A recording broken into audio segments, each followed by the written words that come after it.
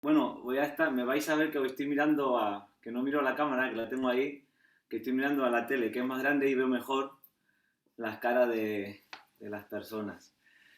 Bueno, quería compartirles una reflexión en esta mañana eh, acerca de, bueno, un poquito, el pastor estaba hablando, ¿no? Del gozo, de que es nuestra fortaleza y que en medio de las situaciones, ¿verdad? Que podemos llegar a atravesar cada uno de nosotros, mantener ese gozo, ¿verdad? Y, y ese ánimo. Entonces, un poco me sirvió de confirmación porque estaba un poco así en en esa cosa, ¿verdad? Que no sabía si sí o si no, si era el 100% y en fin. Pero esta mañana yo les quería compartir sobre la manifestación del reino de Dios en medio de todas circunstancias que podamos atravesar cada uno de nosotros, ¿verdad? Sea favorable o no sea favorable. Y me voy a centrar en el texto de Nehemías, capítulo 4, ¿verdad? Bueno, es todo el capítulo, no lo vamos a leer, no es muy extenso, pero bueno, no lo vamos a leer, lo dejo como tarea para vuestra casa, que lo leáis. Y yo a medida que iba leyendo este texto, este capítulo, este pasaje de la Biblia, me iban saltando versículos y los iba tomando para mi vida, ¿verdad? Y hay personas, aunque parezca mentira, pero es verdad, hay gente que cree que solamente Dios bendice cuando las cosas van bien, cuando está todo tranquilo, cuando está todo en calma, que tengo un trabajo estable, tengo una economía estable, tengo todo bien, normal, todo sencillo, sirvo en una iglesia, voy a los cultos, no sé qué, y trabaja. Entonces se cree como que Dios solamente bendice en esos momentos y en los momentos de dificultad lo toma como que Dios ya no está ahí, ¿no? ¿Verdad? Como que Dios ya no bendice o no ayuda o no provee, ¿verdad? Y eso es una forma, una mentalidad, algo que no va acorde a la palabra de Dios. Dios nos promete que está con nosotros en las buenas y en las malas, en las situaciones cuando hay bonanza o incluso cuando hay tribulación, ¿verdad? Cuando hay tormentas. Y es lo que nos enseña la palabra y es lo que nosotros debemos creer. Ya el simple hecho de que Dios promete estar con nosotros, y eso es una bendición, ¿verdad? Eso ya es algo, un plus impresionante que nos da a nuestra vida. Lo vemos, por ejemplo, Jesús, en el mismo Jesús, ¿verdad? Siendo enviado eh, en santidad, padeció maldad de la gente, ¿verdad? Padeció la envidia de los religiosos, hasta sufrir, ¿verdad? En la cruz del Calvario y al tercer día eh, resucitar en victoria. Lo vemos también en Pablo, ¿verdad? Pablo, misionero por excelencia, ¿no? Pablo dice en una de sus cartas, ¿no? Que he aprendido a vivir agradecido en toda situación, tenga o no tenga, pero he aprendido a vivir agradecido al Señor. Y las pruebas y las dificultades se cruzan en medio de nuestro camino, aun cuando estamos en el centro de la voluntad de Dios.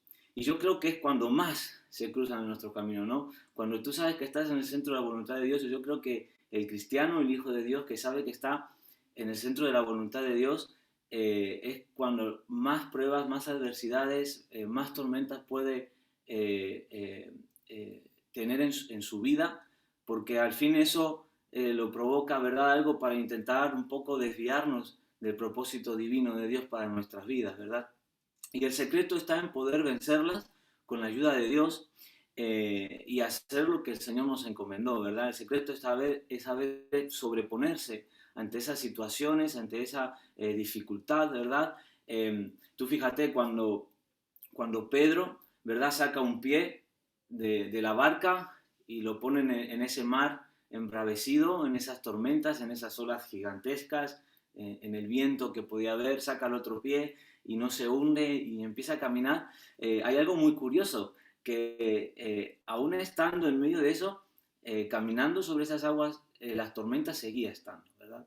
La tormenta seguía permaneciendo, no es que él puso un pie y se calmó las aguas y todo era tranquilidad, un mar manso, no, no, sino que todo lo contrario, aún seguía viendo esa tormenta, aún estaba esos vientos, aún estaban a su alrededor esas olas gigantescas, ¿verdad?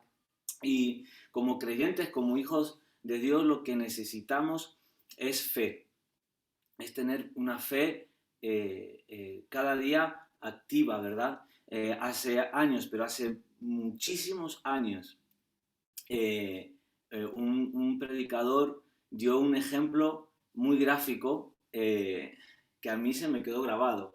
Y cada vez que yo le digo, Señor, necesito un poco más de fe, me viene este ejemplo, este predicador puso, ¿verdad? En la predicación. Y el ejemplo era, él dijo, todos queremos fe, ¿verdad? Entonces él cogió la Biblia que tenía, ¿verdad?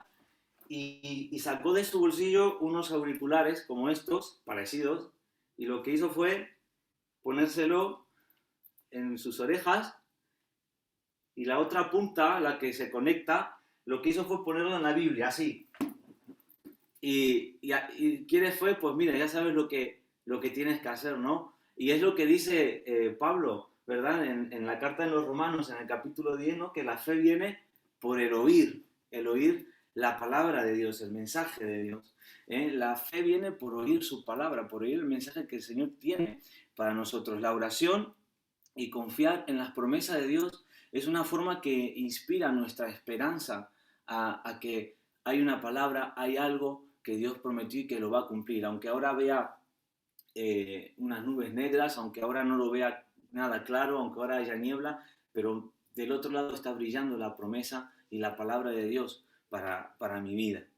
Y cuando nosotros activamos eso en nuestras vidas, hay un resurgir maravilloso, hermoso, una fortaleza que viene de Dios que no la da nada, que solamente la da el Señor, solamente la da Dios, un resurgir maravilloso que no nos llegamos a imaginar, ¿verdad? Y nos da esa fuerza, esa valentía, ese ánimo, esa esperanza para podernos sobreponer ante todas esas situaciones, ¿verdad?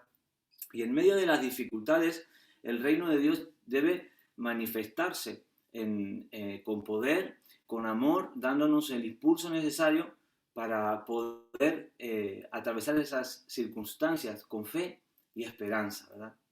Y como decía al principio, ¿verdad? En Nehemías, en el capítulo 4, aprendemos mucho de este capítulo. De hecho, aprendemos mucho del libro entero, aprendemos mucho también, aprovecho y os digo que Nehemías, si lo lees, lo tienes que leer de la mano de Esdras, de la mano de Ageo, de la mano de Zacarías. Es un libro que los tienes que leer los 4 a la vez porque enriquece mucho a una vida. Pero en este caso, Nehemías, en el capítulo 4, vemos una situación, ¿verdad? Una, un escenario, una escena en el que os pongo un poco en antecedentes de esto. Nehemías escucha, ¿verdad?, que el pueblo estaba en afrenta, estaba en dolor, se pone a orar, hace ayuno, oración, se pone a orar a Dios, Dios le habla, le da una tarea, le encomienda una tarea, una obligación, y él acude a ese llamado, ¿verdad?, de parte de Dios, y llega al pueblo, llega a donde estaba Jerusalén, y ve las murallas, que estaban los muros derribados, que el pueblo estaba muy apenado, que el pueblo estaba dolido, estaba triste, y lo primero que hace Nehemías es empezar a trabajar con esa gente y decirle, venga, vamos a trabajar, vamos a reconstruir esto. Pero en el capítulo 4 encontramos en los primeros versículos que oyendo, dice el versículo 1 del capítulo 4 de Nehemías, dice, cuando oyó Sanbalat que nosotros edificábamos el muro, se enojó y se enfureció en gran manera e hizo escarnio de los judíos. Y cuando el enemigo escucha lo que la iglesia hace, ¿verdad? Cuando el enemigo escucha lo que Luz a las Naciones está haciendo, cuando el enemigo escucha lo que Dios nos habla a cada uno de nosotros, él intenta por todos los medios desviarnos de ese propósito, trayendo dudas, trayendo temor, trayendo muchas preguntas y muchas cuestiones a nuestras vidas, ¿no?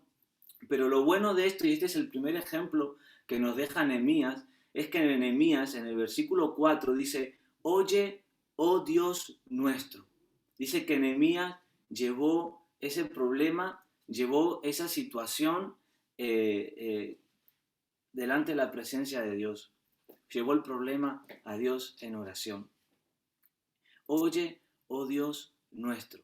A lo mejor si se hubiera puesto a discutir con esta gente, eso hubiese terminado en guerra, hubiese terminado, no sé cómo hubiese terminado, pero él de forma sabia decide de llevar el problema delante de Dios. Esta semana en el trabajo para mí ha sido una semana muy tensa, muy complicada en muchos aspectos en el trabajo, y me pasó una situación en la cual yo me di cuenta que no la estaba manejando correctamente. Y fue, bueno, a primera hora de la mañana, darle un trabajo a un operario, decirle, tienes que hacer esto, vamos a intentar, le dije, vamos a intentar a ver si lo podemos acabar. Y ese operario se puso, me empezó a gritar, me empezó a decir de todo. Yo al principio no sabía el motivo, la razón por qué me decía muchas cosas. Me empezó a cuestionar hasta mi forma de gestionar la plantilla, ¿no? Y yo, pero este tío, ¿no? ¿De qué va, no? Pero claro, yo me di cuenta de que me estaba alzando más la voz todavía, y yo obviamente me puse con autoridad. Pero vi que la situación no estaba yendo a ningún lado, entonces al final fueron 3 minutos muy intensos. Al final le dije, vete a tu sitio y empieza a trabajar ya, porque ya has perdido 3 minutos discutiendo algo. Lo primero que le dije. Y se fue a su sitio, pero yo me regresé a la oficina y a los 5 minutos vuelve y sigue y seguía y seguía y seguía. Y entonces yo ya me di cuenta en ese momento de que la situación se me estaba controlando, y dentro mío dije, Señor, digo, ayúdame, porque yo o hago como Pedro, ¿verdad? Cuando vinieron a buscar a Jesús, saco el cuchillo y le corto no la oreja, la cabeza, o hago algo aquí que no sé. Entonces en ese momento sí que es verdad, en mi interior le dije, Señor, necesito que me ayudes a llevar esta situación, ¿no? Después a la media mañana, como a las 11:30, una cosa así, me acerqué a donde estaba, le pregunté que cómo iba, me ha contado cómo iba el trabajo, y me puse a hablar de lo ocurrido, de lo que había pasado antes. Al final todo se quedó ahí en una simple conversación tranquila, ¿verdad? Se quedaron las cosas claras, pero en ese momento podía haber reaccionado como reaccionó Pedro, ¿verdad? En ese sacar el cuchillo y cortar ahí ya enseguida. Y muchas veces nosotros, ante algunas situaciones, no sabíamos cómo reaccionar, pero aquí el ejemplo de Nehemías lo deja muy claro, ¿no?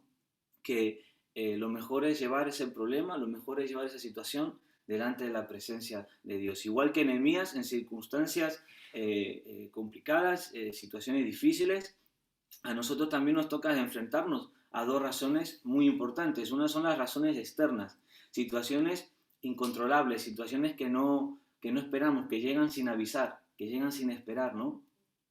Con situaciones que vienen, como en el caso de esta gente, ¿verdad? Sanbalat y compañía, con el fin de desanimar, con el fin de debilitar, con el fin de que lo ordenado por Dios se detenga de alguna u otra manera, ¿verdad? Y suena un poco raro, ¿no? Lo ordenado por Dios que se detenga, pero yo creo que en cierta manera, si tú vas caminando bien y vas en una buena línea, pero en un momento hay algo que te despista, hay algo que no logras discernir y te vas desviando, en cierta manera lo que Dios ha prometido un poco se para, un poco se queda ahí en el momento en el que tú te has desviado, ¿verdad? Pero lo bueno es acudir a la presencia de Dios y decir, Señor, aquí estoy, perdóname, y otra vez volvemos al punto de partida donde nos habíamos desviado y retomamos otra vez aquello, ¿verdad?, que el Señor ha puesto en nuestra vida. Y razones internas, situaciones personales, luchas internas, ¿verdad?, de cómo planificamos o cómo cuando surgen malos entendidos, como en este caso, ¿verdad? Son situaciones que Nehemías supo controlar, ¿verdad? Cuando vinieron esas situaciones, ¿verdad? Nehemías tuvo que lidiar otra vez con el ánimo de la gente, con el ánimo del pueblo, ¿no? Cómo vino esta gente, ¿verdad? Trayendo amenazas, trayendo vergüenza, dándoles palabras como para haciéndoles sentir ridículos por el trabajo que estaban haciendo, cómo van otra vez a edificar, sobre esas rocas o sobre esas piedras las van a volver a levantar, eso no tiene ningún sentido, ¿verdad? Esta gente vino en plan de no darle credibilidad o quitarle credibilidad a lo que Nehemías estaba haciendo de parte de Dios. Por lo tanto, Nehemías hizo muy bien y en esta mañana nos deja ese ejemplo a cada uno de nosotros, acudir a la presencia de Dios ante esas situaciones, y yo creo que todo esto lo sabemos, ¿verdad? Yo creo que esto incluso hasta lo ponemos en práctica y no está de más recordarlo, ¿verdad? Esas situaciones que no sabemos cómo llevarlas o cómo controlarlas, o que son pesadas esas cargas, ir a la presencia de Dios y decirle, Señor, aquí lo dejo todo, necesito aún un poco más de ti, ¿verdad? Que aumentes un poquito más mi fe. Y Nehemías en esa oración, ¿verdad? Que dice, oye, oh Dios nuestro, ¿verdad? El Señor escucha nuestra oración, escucha nuestra plegaria, y en Él podemos ir confiadamente en que podemos expresar lo que sentimos, ¿verdad? Nehemías en ese capítulo 4 y 5 no estaba, versículo 4 y 5, no estaba pidiendo venganza, estaba pidiendo justicia, ¿no? Entonces vemos esa oración que Nehemías la usó como una vía de escape, como una válvula, ¿verdad? De escape, como un desahogo en esa oración. Y porque obviamente se encontraba agobiado por esa situación, se encontraba en una situación que dices, ¿cómo hago yo para llevar esto? Pues Nehemías lo que hizo fue ir a la presencia de Dios y expresar lo que sentía en ese momento en su corazón. No, a veces hacemos no sé, como unas liturgias, hacemos como unas cosas de decir, oh Señor, no sé, y empezamos para llegar al punto de, necesito que me ayudes con esto, ¿verdad? Mi hijo o mis hijos, cuando tienen hambre o tienen sed, no me dicen, oh Señor Padre, necesito que me esto, papá, porque tengo hambre. No, viene y dice, papá, quiero comer que tengo hambre. Y punto, ya está, quiero comer o tengo sed, dame agua. ¿Verdad? No entran ahí en una vuelta para llegar directamente, van y se expresan como ellos entienden o como ellos creen que lo tienen que hacer. Por eso el Señor nos dice que debemos ser como los niños, ¿verdad? Porque el niño dice y lo que siente lo dice. Por lo tanto, nosotros yo creo que debemos tomar esa actitud que tuvo Nehemías en ese momento de expresar lo que realmente sentía, ¿verdad? En ese momento a lo mejor sentía impotencia porque tenía ganas de a más de uno echarlos a patadas de ahí, pero él se dijo, no, voy a ir a la presencia de Dios y voy a decirle, Señor, necesito que me ayudes con esto. Y dice, oye, oh Dios nuestro, que somos objeto de su menosprecio, y vuelve el baldón de ellos sobre su cabeza y entrégalos por despojo a la tierra de su cautiverio. No cubra su iniquidad, ni su pecado sea borrado delante de ti, porque ahí se airaron contra los que edificaban. ¿Verdad? Él expresó en esa oración lo que sentía.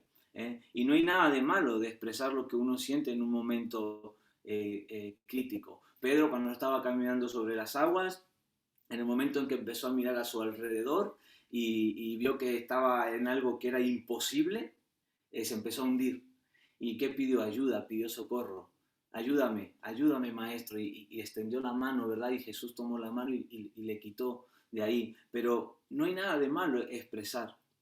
Lo cierto es que Dios entiende y que Dios escucha nuestra oración y lo sabe, lo que queremos expresar no se lo va a tomar a mal. Dios sabe de nuestros desánimos y luchas, Dios sabe de todas esas cosas, por eso debemos recordar y leer cada una de sus promesas. Como decía al principio, es verdad que ahora vemos todo un poco gris o podemos llegar a verlo gris, pero es que del otro lado el sol sigue estando brillando, el sol sigue brillando. El sol no va a dejar de brillar, no va a dejar de existir el sol porque ahora esté nublado, ¿verdad? No, el sol sigue brillando en su esplendor. Las promesas de Dios siguen brillando en su esplendor, de la misma manera. Y hay una de las promesas de Dios, ¿verdad? Por eso es lo importante de ese ejemplo gráfico que dije al principio, ¿verdad? De los auriculares, que espero que se te quede grabado como de la misma manera que se me quedó grabado a mí en mi corazón. Pero el Salmo 34, el versículo 17 y 19 es una promesa de Dios para cada uno de nosotros. y tomémoslo en esta mañana de parte de Dios. Dice, claman los justos y Jehová oye y los libra de todas sus angustias. Cercano está Jehová a los quebrantados de corazón y salva a los contritos de espíritu. Muchas son las aflicciones del justo, pero de todas ellas le librará Jehová. De todas ellas nos librará el Señor. ¿Y por qué podemos expresarnos tal y como nos sentimos? Porque somos libres en Cristo Jesús. Somos libres en Cristo. Porque vemos a un Dios que se hizo hombre para poder entender nuestras luchas y sabe sacarnos victoriosos. Y a todo esto podemos añadir también de que porque Dios es nuestro creador, Él nos ha creado a cada uno de nosotros y sabe exactamente, conoce al detalle, al milímetro nuestra vida, ¿verdad? Y la oración de Nehemías es una oración que lo ha reenfocado y ha aclarado en esa visión, esa palabra, en medio de esas situaciones adversas. Por lo tanto, la visión reenfocó la misión y aclara que no es un capricho. No fue un capricho de Nehemías regresar a Jerusalén y ponerse a reedificar los muros. En el capítulo 1, como comentaba al principio de Nehemías, dice que Nehemías oyó, le llegaron noticias del pueblo, de que estaba en afrenta, estaba en dolor, de que los muros estaban derribados, destruidos. Y dice que él se puso en ayuno y lloró y estuvo orando delante de Dios. Y fue Dios el que soltó esa palabra y fue Dios el que puso en su corazón el ir y reedificar los muros. Sobra decir de que en esos tiempos que una ciudad tuviese esas murallas, esos muros fuertes, le daba protección, se sentían seguros, ¿no? Se sentían que nadie iba a venir a atacar, que nadie iba a entrar, que nadie iba a hacer nada, ¿no? Entonces, que el pueblo de Israel se sintiera de esa manera, obviamente se sentían inseguros, no se sentían protegidos, no se sentían cuidados, porque no tenían algo que en ese tiempo para ellos tenía gran valor. Imagínate por un momento que a mí ahora se me ocurre, yo qué sé, por eso digo que aclara la misión, la visión de Dios y que no es un capricho, pero imagínate por un momento que a mí se me da por ir a Argentina y decir yo quiero sacar de la pobreza a mi país, ¿verdad? Y que me meto en la política, pues te aseguro que me van a dar galletas por todos los lados, porque no es algo que Dios me ha mandado a hacer a mí, Dios me ha mandado a hacer otras cosas, Dios me ha mandado a trabajar en otra cosa. Ya se encargará Dios de levantar a alguien para sacar a un país o a una nación adelante y oremos para que esas cosas sean así, ¿no? Pero no fue el capricho de Nehemías, sino que fue una palabra de Dios en su corazón, para su vida. Dios lo envió, por lo tanto Dios lo iba a apoyar, Dios iba a estar con él. Por eso decía también, ¿no?, que podemos estar en el centro de la voluntad de Dios y es cuando más el enemigo intenta quitarnos, es más cuando el enemigo ataca nuestra vida. La oración restauró la visión de Nehemías y supo inspirar a los demás, supo inspirar al pueblo. Dice en el versículo 6 del capítulo 4, edificamos pues el muro, y toda la muralla fue terminada hasta la mitad de su altura porque el pueblo tuvo ánimo para trabajar. Tuvo ánimo para trabajar. Y fue Nehemías, ¿verdad? De que Dios utilizó en este caso a Nehemías, ¿verdad? Para levantar el ánimo de ese pueblo, para decirle, venga, vamos chicos, arriba, vamos, tú aquí, o lo que sea, lo que haya dicho, como lo haya organizado, ¿verdad? La oración nos da descanso, la oración te da descanso. Otra de las cosas que me pasó esta semana fue que un operario le dio un trabajo para hacer y después de un rato me viene y me dice, oye, que yo esto no lo puedo hacer, que yo tengo todo bien, tengo todo como me pide el plano, tomo todas las medidas, lo tengo todo marcado, pero cuando voy a poner estos tirantes, estas barras, no me coinciden. Y yo le digo, no puede ser, digo, porque si lo tienes todo bien como el plano y tú lo has marcado todo bien, digo, te tiene que coincidir, no puede ser que no te coincida. Digo, no me coincide, no me coincide. Digo, pues me fui con él, agarré los planos, los empecé a mirar, comprobé que lo tenía todo marcado según el plano, pues me fui a la oficina, entré a hacer cálculos en el programa que utilizamos, no sé qué, y estaba todo perfecto, tanto lo del plano como lo que él había hecho. Y claro, fue un momento en el que esta persona me dijo, yo ya estoy embotado, yo ya no sé pensar con claridad porque ya no sé a dónde me estoy equivocando. Y yo le digo, pues ahora me has pasado eso a mí porque yo ahora no sé dónde está el error porque está todo bien, está todo perfecto. Digo, yo no sé ver dónde está el error, ¿por qué no te coincide? Medimos todo, como 3 o 4 veces.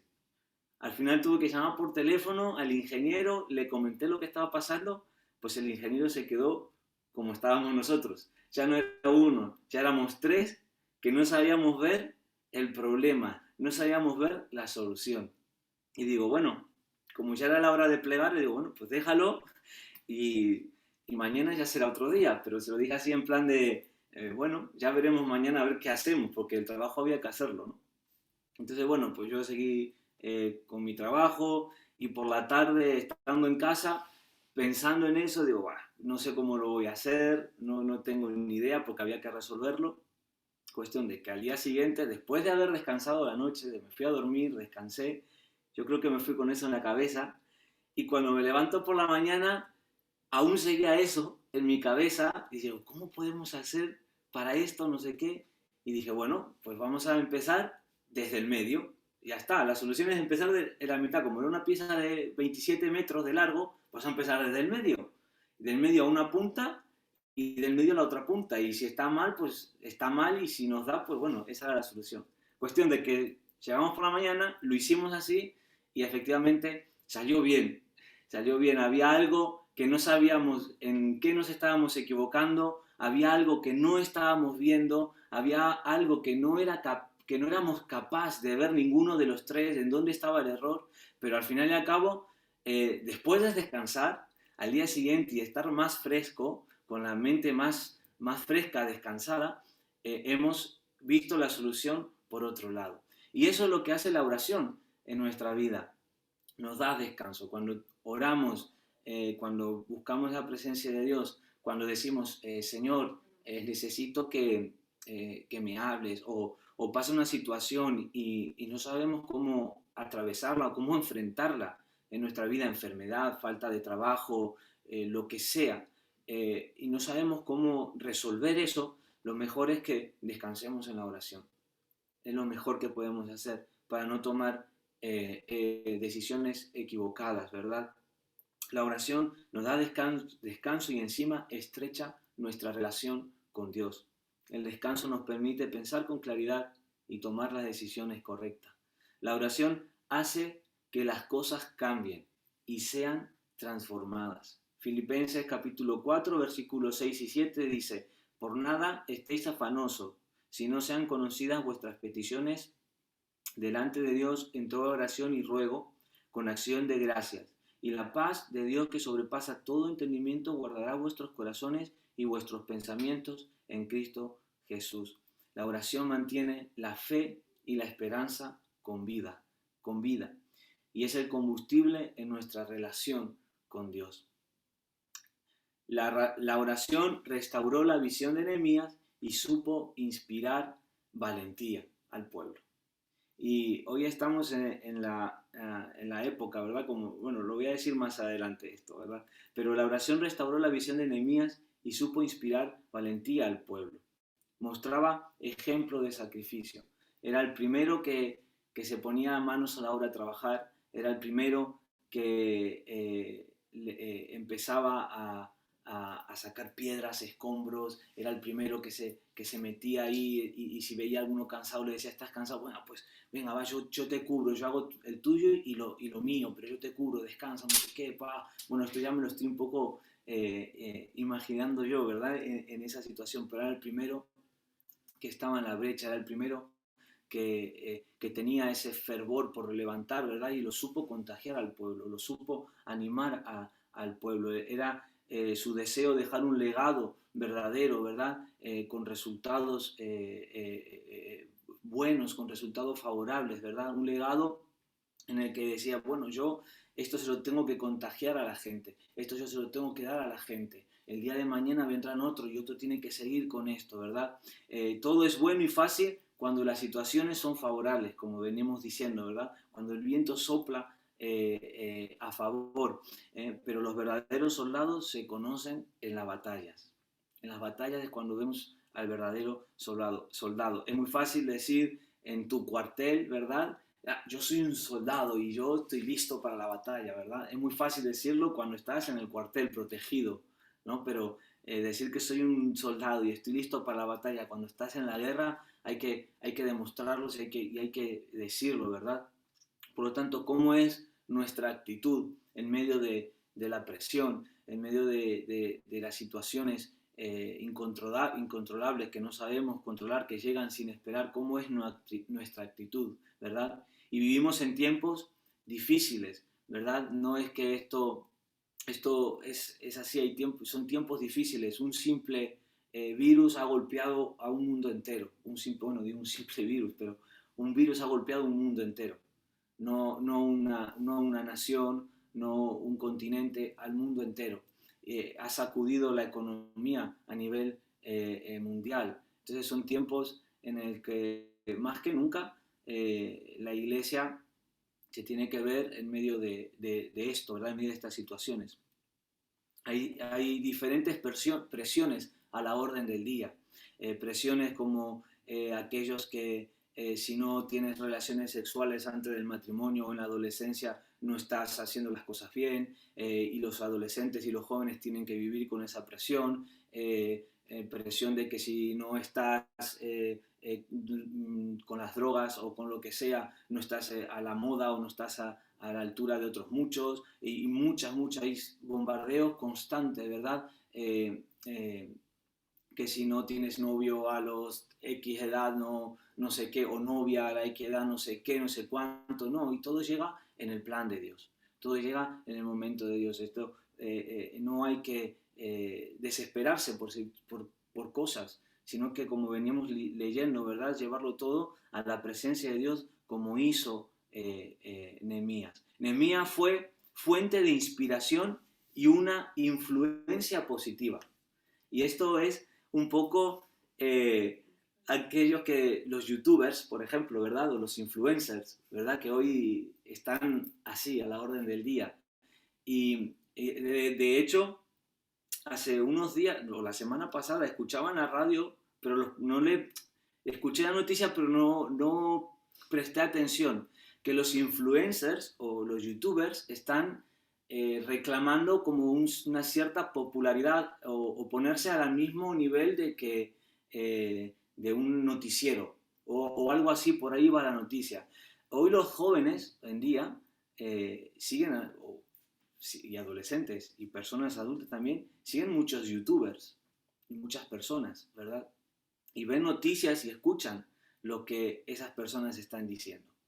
Entonces, yo creo que esto lo tenemos que utilizar para nuestro beneficio, ¿no? Nehemías fue una fuente de inspiración, influencia positiva. Lo que llamamos hoy en día fue un influencer de aquella época.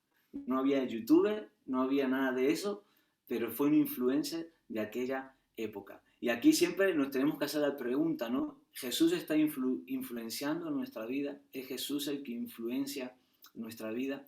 En los momentos, ¿verdad?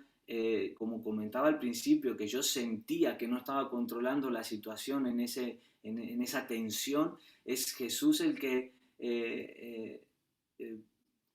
influencia en mi vida. Es Jesús el que me está dando las coordenadas para ir cada día, ¿verdad? En mi vida. Cada uno puso mano a la obra y lo imposible se completó en 52 días. En 52 días la obra se terminó y Jerusalén quedó protegida completamente, gracias a un hombre que creyó lo que Dios le había dicho en su corazón y trabajó conforme lo que Dios le había dicho y se enfocó en lo que Dios le había dicho.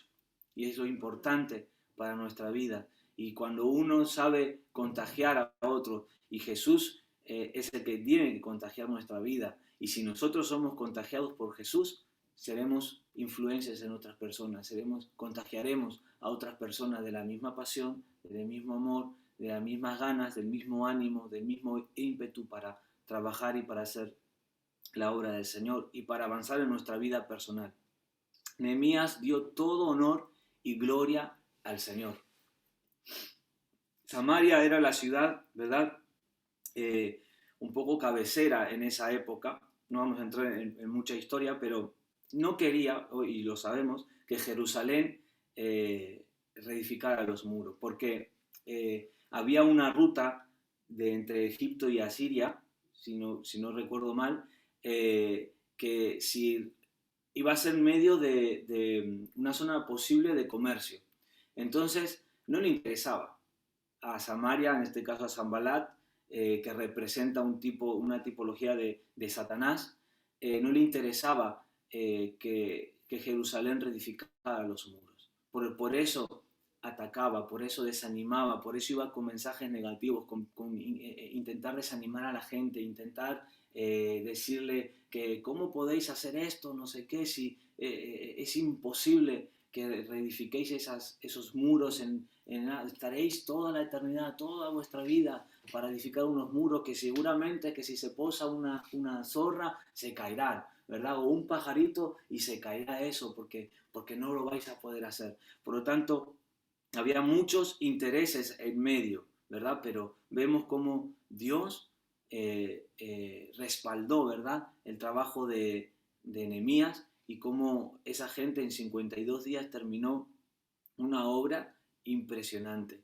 Nehemías decide darle la gloria a Dios en vez de desanimarse. En medio de esos conflictos que había, Nehemías tranquilamente podía haber dicho, Señor, pero para esto me mandas, para esto me haces salir de un sitio, venir a otro, para que venga esta gente y me desanime al pueblo. Para esto lo haces. Tranquilamente tendría libertad para hacerlo, obviamente. Lo podía haber hecho, pero él decide darle gloria y honra a Dios. Él decide, Señor, tú me has mandado, tú me vas a respaldar.